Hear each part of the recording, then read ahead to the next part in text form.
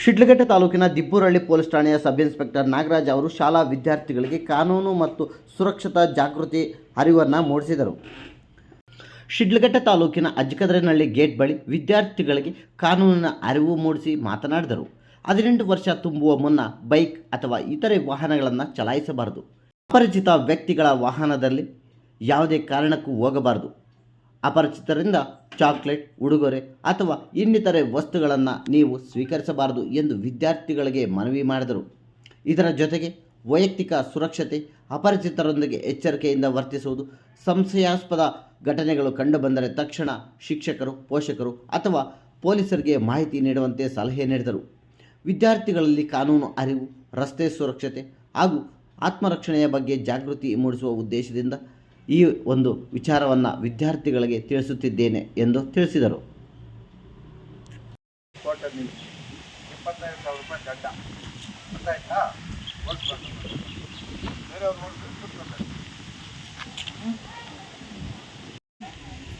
ಬೆಳಗ್ಗೆ ಬೇಗ ಎದ್ದು ಓದ್ಕೋಬೇಕು. 6 ಗಂಟೆ ಮೇಲೆ ನಿದ್ದೆ ಮಾಡಬಾರ್ದು. 6 ಗಂಟೆ ಒಳಗೆ ಎದ್ದು ಎಲ್ಲ ಮಾಡಿಕೊಂಡು ಓದ್ಕೋಬೇಕು. ತಂದೆ ತಾಯಿಗಳಿಗೆ ಅಂತ ಕೇಳಬೇಕು.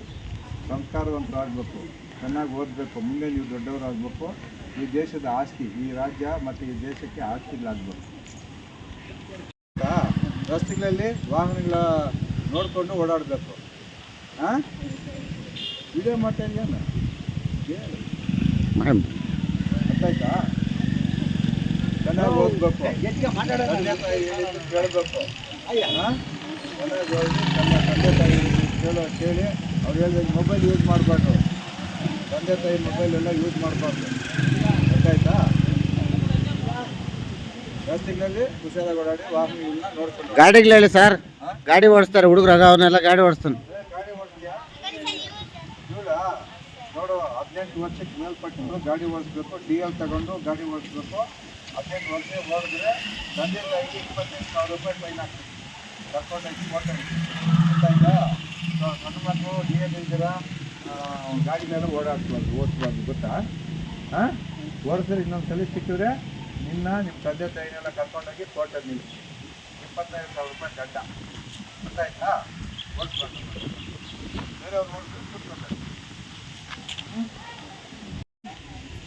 ಬೆಳಗ್ಗೆ ಬೇಗ ಎದ್ದು ಓದ್ಕೋಬೇಕು. 6 ಗಂಟೆ ಮೇಲೆ ನಿದ್ದೆ ಮಾಡಬಾರ್ದು. 6 ಗಂಟೆ ಒಳಗೆ ಎದ್ದು ಎಲ್ಲ ಮಾಡಿಕೊಂಡು ಓದ್ಕೋಬೇಕು. ತಂದೆ ತಾಯಿಗಳಿಗೆ ಅಂತ ಕೇಳಬೇಕು. ಸಂಸ್ಕಾರವಂತರಾಗಬೇಕು. ಚೆನ್ನಾಗಿ ಓದಬೇಕು. ಮುಂದೆ ನೀವು ದೊಡ್ಡವರಾಗಬೇಕು. ಈ ದೇಶದ ಆಸ್ತಿ, ಈ ರಾಜ್ಯ ಮತ್ತು ಈ ದೇಶಕ್ಕೆ ಆಸ್ತಿಗಳಾಗಬೇಕು.